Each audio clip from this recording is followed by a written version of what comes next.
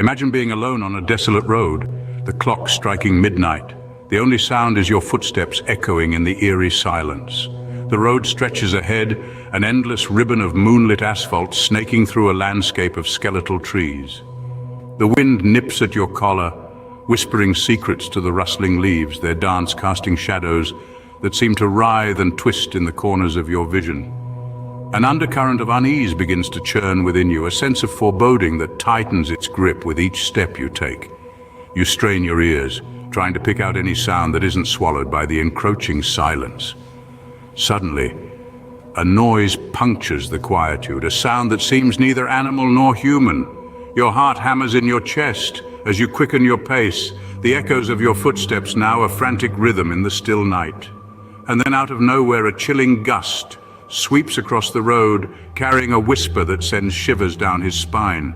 Suddenly the whisper turns into a low, guttural growl, echoing from the darkness.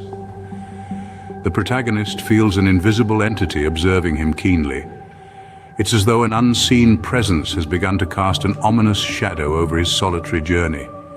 The sensation of being watched starts to amplify, becoming more palpable with every step he takes. He attempts to dismiss these eerie feelings, telling himself it's just his mind playing tricks on him. But the persistent sensation of unseen eyes boring into him is hard to ignore. It's as if the very air around him is heavy with a sense of anticipation, a spectral spectator in the night. The low growl he heard earlier starts to intensify, becoming louder, more visceral. It seems to be coming from all directions, closer with each passing moment. His heart starts to beat faster, the adrenaline kicks in, and he breaks into a run, but the growl only grows louder, more menacing, relentlessly pursuing him in the inky blackness. Just as he thinks he's outrun whatever is pursuing him, a shadowy figure materializes in front of him. The protagonist's blood turns to ice. This figure is not human, it's something far more horrifying. Its form is vague, like a nightmare that you can't quite remember, but the fear of which lingers. Its shape constantly shifts as if it can't decide on a form. Its voice is a symphony of terror, like 100 voices all screaming in unison. Each word is a dagger of fear that pierces the silence of the night. It speaks in a language that he doesn't understand, yet the meaning is crystal clear. It wants him, it wants his fear. The figure reaches out, a hand that isn't a hand, extending towards him. Frozen in terror, he can only watch as the figure reaches out towards him. The fear is all-consuming, a black hole that swallows everything else.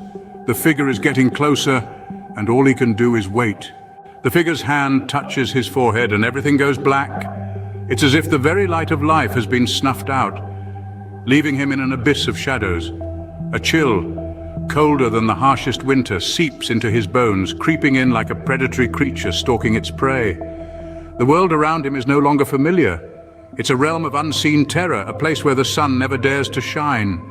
The silence is broken by whispers, not of one, but of 1,000 lost souls. They echo in his ears, their words a symphony of sorrow and despair. He can feel their pain, their fear. It's palpable, like a shroud wrapped tightly around him. He's trapped, not in a room or a cage, but in a world of eternal darkness, a realm that knows no dawn. And just as he thinks he's lost forever, a glimmer of light appears in the distance. Driven by a desperate hope, he staggers towards the light, his breath ragged, his heart pounding like a hammer against his ribs. The cold night air stings his face, yet he pushes on, each step an act of sheer willpower. The echoes of his past and the whispers of the unseen horror follow him like a shadow. They grow louder, more desperate, clawing at the edges of his sanity, yet he doesn't falter, doesn't waver. The light, his only beacon in this unfathomable abyss, is tantalizingly close now. But then, as if summoned by his fear, the figure materializes again, a specter risen from the depths of his nightmares. It stands there, an embodiment of all that he fears, blocking his path, the light shimmering ominously behind it. He stands before the figure, the light behind it, his fate hanging in the balance. What happens next? Only time will tell.